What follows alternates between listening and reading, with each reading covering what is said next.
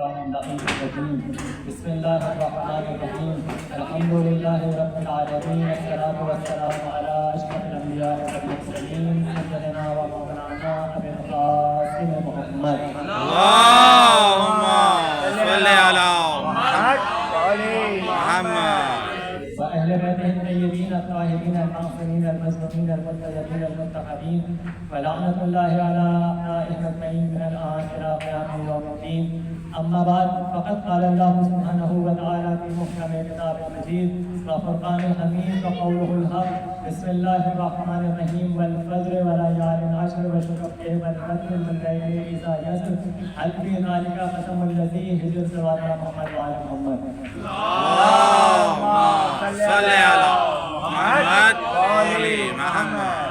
چند جملے مزائل کے بیان کر کے پھر مسائل جزاک اللہ. قرآن مجید کے سورہ والفجر کی ابتدائی آیات کو سرنامہ سخن قرار دیا. جب ایک شخص چھٹے امام کی خدمت میں پہنچا اور امام سے پوچھنے یہ کہنے لگا کہ مولا یہ بتائیے میں اپنی فریضہ نمازوں میں سورہ الحمد کے بعد کون سی سورت کی تلاوت کیا کروں؟ کیا کہنے لگا کہ اپنی فریضہ واجب نمازوں میں سورہ الحمد کے بعد سورہ فاتحہ کے بعد میں کون سی آیت کی تلاوت کیا کروں؟ تو مولا نے فرمایا کہ اپنی واجب نمازوں میں فریضہ نمازوں میں اقرأوا سورۃ الفجر فی فرائضکم و نوافلکم کأنہا سورۃ لأبی عبداللہ الحسین. فرمایا کہ اپنی فریضہ نمازوں میں اپنی واجب نمازوں میں تم سورہ حسین کی تلاوت کیا کرو. سبحان اللہ. فرمایا اپنی واجب نمازوں میں سورہ حسین کی تلاوت کیا کرو. وہ گھبرا کے کہنے لگا مولا قرآن میں تو سورہ حسین نام کا تو کوئی سورہ نہیں ہے, آپ کہہ رہے ہیں سورہ حسین کی تلاوت کیا کرو. تو پلٹ کے میرے مولا نے فرمایا ہم آل محمد کا گھرانہ سورہ والفجر کو سورہ حسین کہتا ہے. سبحان اللہ. سبحان اسے اللہ. سورہ حسین کہا جاتا ہے. یہ سورہ والفجر ہے جسے سورہ حسین کہا جاتا ہے. اور جس سر زمین پہ بیٹھ کے آپ امام حسین کا تذکرہ سن رہے ہیں, جس سر زمین پہ آپ پہلی سجدہ سن رہے ہیں, پوری دنیا بھر میں بھی جو مقام اللہ نے سر زمین کربلا کو دیا یہ مقام کسی سر زمین کو نہیں ملا. یہاں تک کہ اللہ نے جس سر زمین پہ اپنے گھر کو رکھا وہ زمین کہلائی مکہ معظمہ.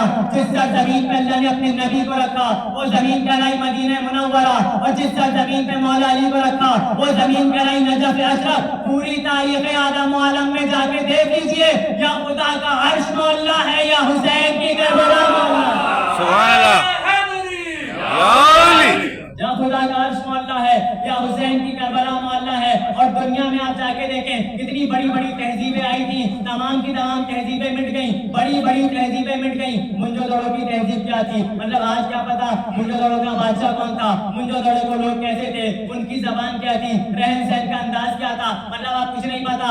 ایک تہذیب تھی لیکن تہذیب مٹ گئی, بڑی بڑی تہذیبیں مٹ گئیں. اچھا بنو امیہ جتنے بڑے بڑے لشکر لے کے آئے, بنو عباس جتنے بڑے بڑے لشکر لے کے آئے, کہاں گئے وہ لشکر؟ کہاں گئے سلطنت بنو امیہ؟ کہاں گئی سلطنت بنو عباس؟ وہ لشکر مٹ گئے اور اتنے برے مٹے کہ آج ان کی قبروں کا پتہ نہیں. یعنی اتنی بڑی بڑی حکومتیں مٹ گئیں, اتنی بڑی بڑی سلطنتیں مٹ گئیں, ان کی قبروں تک کا پتہ نہیں. بڑی بڑی تہذیبیں گزری, وہ تہذیبیں مٹ گئیں. ایک تہذیب بتلاؤں کہ 2 محرم کو بسی, 10 کو اجڑ گئی, آج تک زندہ ہے. کربلا آج بھی زندہ ہے. مثال حمزہ یہ حقیقت کسی ہندا سے چبائی نہ گئی.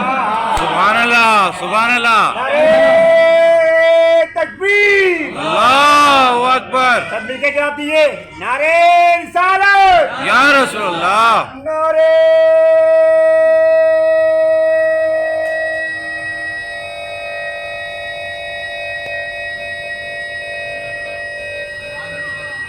ماشاءاللہ.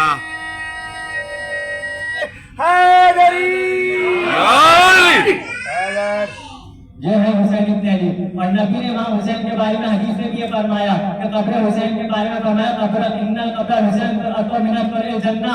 حسین کی قبر جنت کے ٹیلوں میں سے ایک ٹیلا ہے. یعنی حسین ابن علی کی قبر کو جنت کہا گیا ہے. آپ جنت میں بیٹھے ہوئے مجلس سن رہے ہیں, حسین کا روضہ جنت ہے, حسین کی قبر جنت ہے. اور یہ جنت زمین پہ سجائی گئی ہے. بھائی سن 60 ہجری تک جنت فلک پہ ہوا کرتی تھی. سن 61 ہجری میں حسین نے کربلا ہی کو جنت بنا دیا. سبحان اللہ. کربلا ہی کو جنت بنا دیا. کربلا کربو بلا تیرا کیا کہنا, کربلا کربو بلا تیرا کیا کہنا. ایسی جنت تو فلک پہ بھی نہیں سجائی گئی. سبحان اللہ. فلک پہ بھی سجائی نہیں گئی. یہ حسین ابن علی کی کربلا ہے.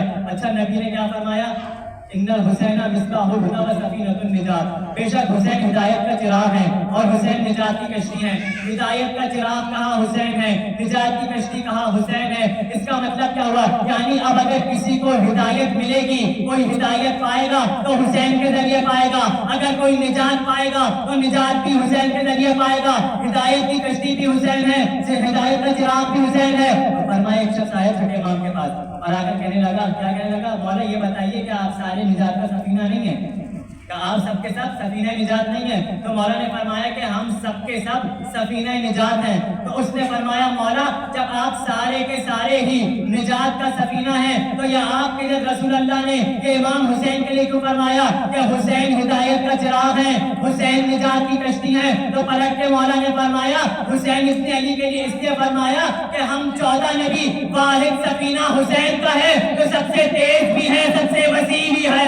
سبحان اللہ، واحد حسین کا سفینہ ہے جو سب سے تیز بھی ہے، سب سے وسیع بھی ہے۔ یہ سننے کے بعد امام نے اسے فرمایا کہ جانتے ہوئے ایک مقام اور امام نے آگے بڑھایا، یہاں پہ حدیث روکی نہیں۔ مولا نے فرمایا یہ تو تھی ایک بات، اگلی بات بیان کروں؟ فرمایا مولا بتائیے کیا بات ہے؟ مولا نے فرمایا کہ تم اس بات پہ حیران رہ گئے ہو، اگلی بات تو یہ ہے کہ مولا نے فرمایا کہ قیامت والے دن جب 100 صفیں محشر کے میدان میں آئیں گی، امام نے فرمایا ان 100 صفوں میں ہم 11 مل کے ایک صف کو بخشوائیں گے، تنہا حسین 99 کو بخشوائیں گے۔ سبحان اللہ، سبحان اللہ۔